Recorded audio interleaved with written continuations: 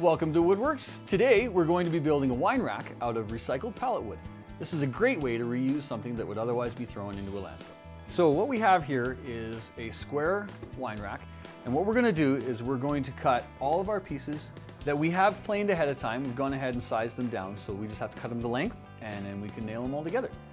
What we're going to do is these pieces are 14 inches by 14 inches and it is 12 inches deep this way. And we will just wrap it with these boards once I cut them. So I'm over here at my chop saw, and what I've done is I've set up a stop block so I can make one measurement and make multiple cuts.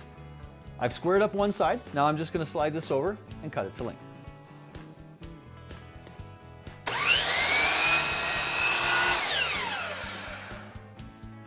So all of our slats are cut. Next I have this right angle piece that I had milled up earlier, and that's going to tie all the corner pieces together. We're going to cut this at 12 inches long.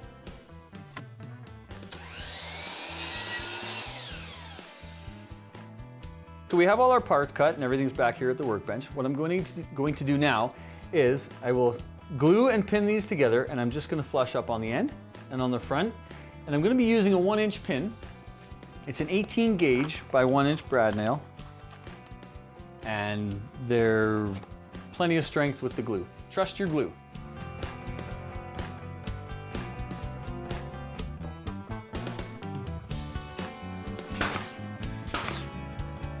Now with this, you want to make sure you leave some room for expansion. And I happen to have a 1/16 of an inch veneer, which is pretty handy, which will work just fine.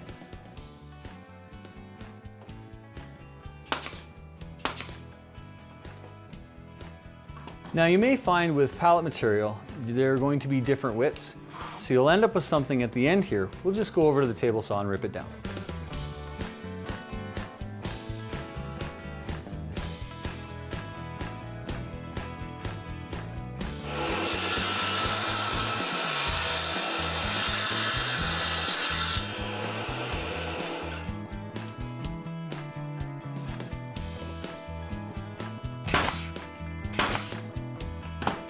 And now I'll do the other side.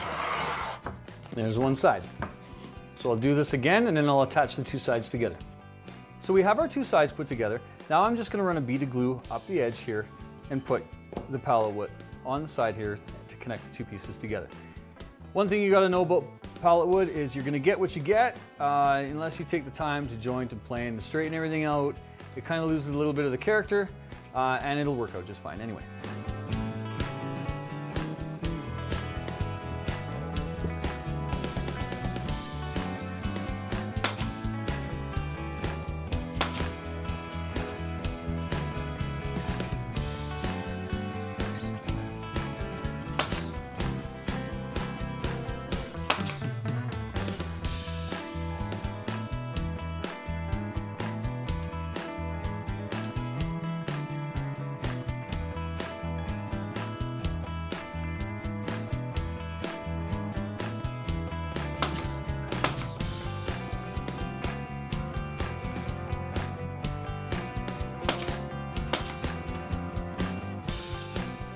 It's really important to keep your hands and fingers away from your nailing area at all times.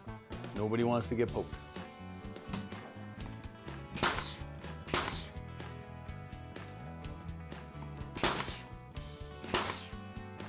Okay, so we've got all our sides on. We've got a box.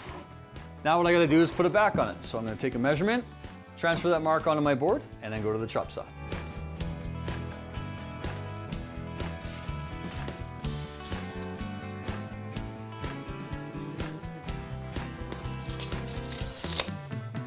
So we've got all our back pieces cut. Next thing we gotta do is put them on.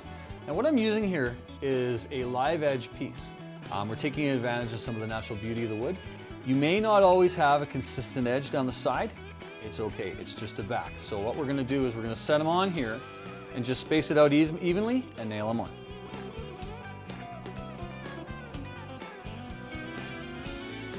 Sometimes you may have to cut them down, which is totally fine. I'll put the 3 on and then cut the space provided.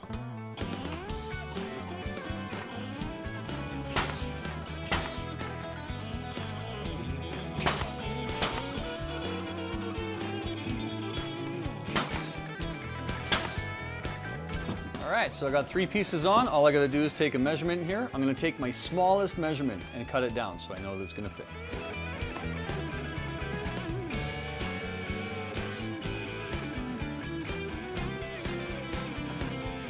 So our last piece is cut.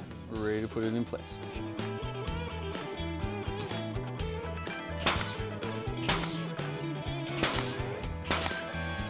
There you go, you have a box.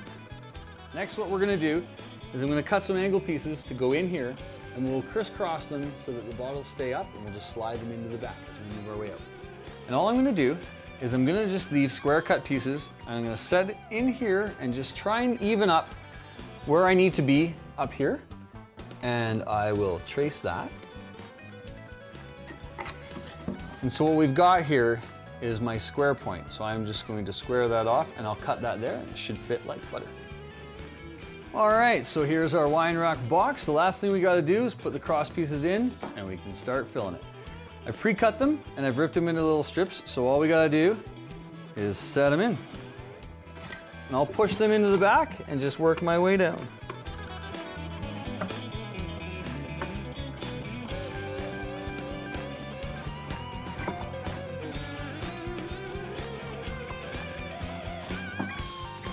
So as you can see, I'm alternating them. That'll help balance all the bottles when they are full.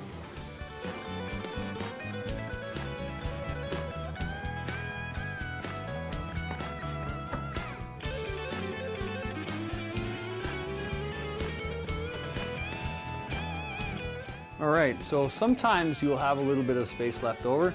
It's totally fine. What you can do is you could leave it like that, of course, or you could always bring it out to the front if you want it to be all nice and flush. What you want to do on this last one though, just the last one, is we'll pin this in place just to hold that in so it doesn't fall out.